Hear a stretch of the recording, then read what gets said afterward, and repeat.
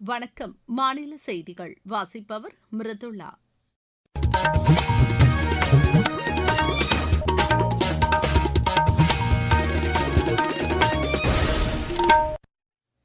தலைப்புச் செய்திகள்.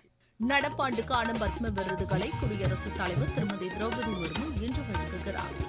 இந்தியாவும் அமெரிக்காவும் பயங்கரவாத செயல்களுக்கு எதிரான ஒரே நிலைப்பாட்டை கொண்டுள்ளதாக வெளியுறவுத்துறை அமைச்சர் திரு ஜெய்சங்கர் தெரிவித்துள்ளார்.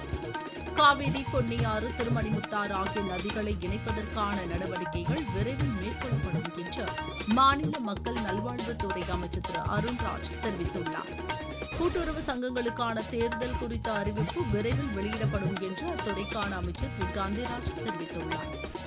கோவை, திருப்பூர், ஈரோடு உள்ளிட்ட மாவட்டங்களில் ஒரு சில இடங்களில் அடுத்த 2 நாட்களுக்கு மிதமான மழைக்கு வாய்ப்புள்ளதாக வானிலை ஆய்வு மையம் தெரிவித்துள்ளது. இனி விரிவான செய்திகள். நடப்பாண்டுக்கான பத்ம விருதுகளை குடியரசுத் தலைவர் திருமதி திரௌபதி முர்மு இன்று வழங்குகிறார். புதுதில்லியில் உள்ள குடியரசுத் தலைவர் மாளிகையில் நடைபெறும் விழாவில் குடியரசு துணைத் தலைவர் திரு சி பி ராதாகிருஷ்ணன், பிரதமர் திரு நரேந்திர மோடி, உள்துறை அமைச்சர் திரு அமித் ஷா உள்ளிட்ட பலர் பங்கேற்கின்றனர்.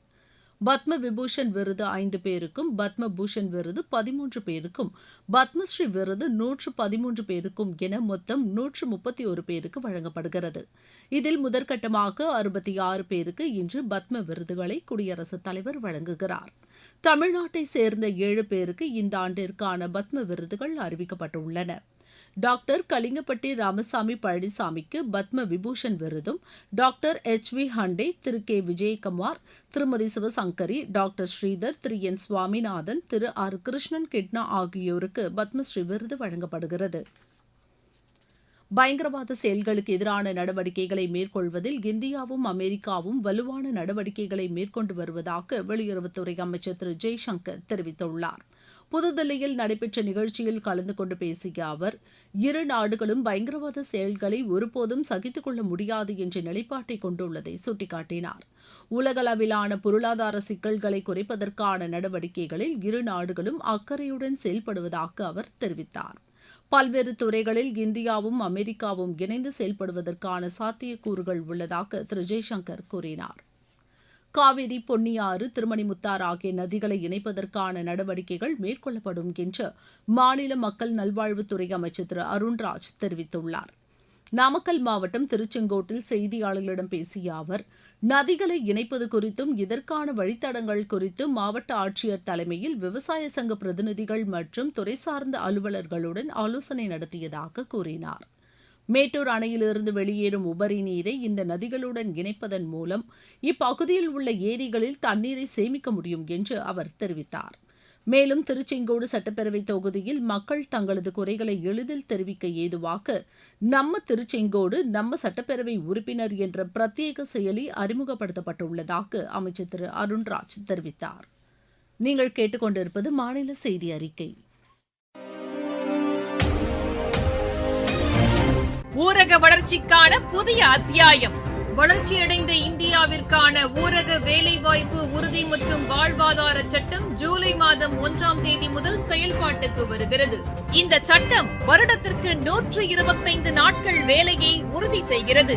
இதில் வாரந்தோறும் ஊதியம் வழங்கப்படுவது கட்டாயமாக்கப்பட்டுள்ளது. பணி முடிந்த 15 நாட்களுக்குள் ஊதியம் வழங்குவதை உறுதி செய்வதற்கான அம்சங்களும் இதில் இடம்பெற்றுள்ளன.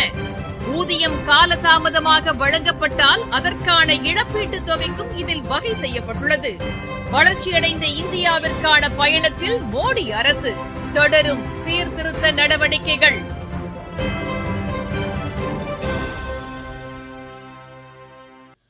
கூட்டுறவு சங்கங்களுக்கான தேர்தல் குறித்த அறிவிப்பு முதலமைச்சரின் வழிகாட்டுதலின்படி விரைவில் வெளியிடப்படும் என்று அத்துறைக்கான அமைச்சர் திரு காந்திராஜ் தெரிவித்துள்ளார்.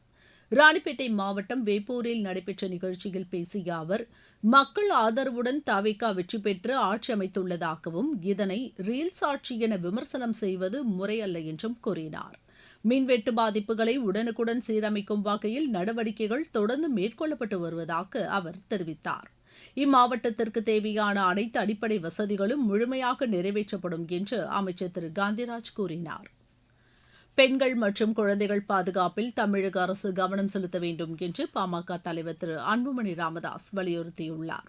இது தொடர்பாக அவர் வெளியிட்டுள்ள அறிக்கையில், விழுப்புரம் மாவட்டம் மரக்காணத்தை அடுத்த வண்டிப்பாளையம் பகுதியில் 11 வயது சிறுமி பாலியல் வன்கொடுமை செய்யப்பட்டதாக வெளியாகியுள்ள செய்திகள் அதிர்ச்சி அளிப்பதாக உள்ளது என்று தெரிவித்துள்ளார். குழந்தைகள் என்று கருதாமல் இதுபோன்ற கொடுஞ்செயல்களில் ஈடுபடுபவர்களை ஒருபோதும் மன்னிக்க முடியாது என்றும் திரு அன்புமணி ராமதாஸ் குறிப்பிட்டுள்ளார். தமிழகத்தில் கோவை, திருப்பூர், ஈரோடு உள்ளிட்ட பல்வேறு மாவட்டங்களில் ஒரு சில இடங்களில் அடுத்த 2 நாட்களுக்கு மிதமான மழைக்கு வாய்ப்புள்ளதாக வானிலை ஆய்வு மையம் தெரிவித்துள்ளது. தமிழகத்தில் அடுத்த 3 தினங்களுக்கு அதிகபட்ச வெப்பநிலை இயல்பை காட்டிலும் 2 டிகிரி செல்சியஸ் வரை குறையக்கூடும் என்றும் வானிலை மையம் தெரிவித்துள்ளது. சென்னை மற்றும் புறநகர் பகுதிகளில் வானம் ஓரளவு மேகமூட்டத்துடன் காணப்படும் என்றும் மாலை அல்லது இரவு நேரங்களில் லேசான மழைக்கு வாய்ப்புள்ளதாக வானிலை ஆய்வு மையம் கூறியுள்ளது. இதனிடையே நாமக்கல் மாவட்டம் ராசிபுரத்தில் நேற்று பெய்த பலத்த மழை காரணமாக ஏற்பட்ட விபத்தில் ஒருவர் உயிரிழந்ததாக எமது செய்தியாளர் தெரிவிக்கிறார். நாமக்கல் மாவட்டத்தில் நேற்று இரவு பல்வேறு இடங்களில் பரவலாக கனமழை பெய்தது. ராசிபுரம், நாமகிரிப்பேட்டை உள்ளிட்ட பகுதிகளில் கனமழை பெய்ததால் வாகனங்கள் சாலையில் செல்ல முடியாதவாறு மழைநீர் பெருக்கெடுத்து ஓடியது.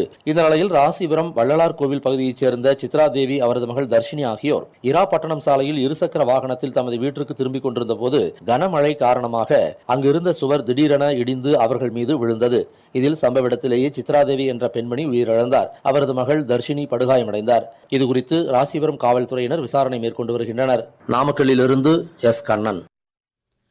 கள்ளக்குறிச்சி மாவட்டம் சங்கராபுரம் மற்றும் அதன் சுற்றுவட்டார பகுதிகளில் கோடை வெப்பம் 100 டிகிரி எட்டிய நிலையில் 1 மணி நேரம் பெய்த கனமழை காரணமாக அப்பகுதி மக்கள் மற்றும் விவசாயிகள் மகிழ்ச்சி அடைந்தனர்.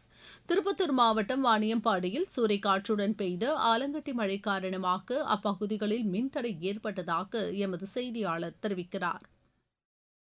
திருப்பத்தூர் மாவட்டத்தில் நேற்று கருமேகங்கள் சூழ்ந்து திடீரென பலத்த சூறைக்காற்றுடன் கூடிய ஆலங்கட்டி மழை பெய்தது. திருப்பத்தூர், நாற்றம்பள்ளி, வாணியம்பாடி மற்றும் அதனை சுற்றியுள்ள பகுதிகளான கொடையாஞ்சி, நியூ டவுன், பெருமாள்பேட்டை, ஜனதாபுரம், கிரிசமுத்திரம் உள்ளிட்ட பல்வேறு பகுதிகளில் சுமார் 1 மணி நேரத்திற்கு மேலாக கனமழை கொட்டி தீர்த்தது.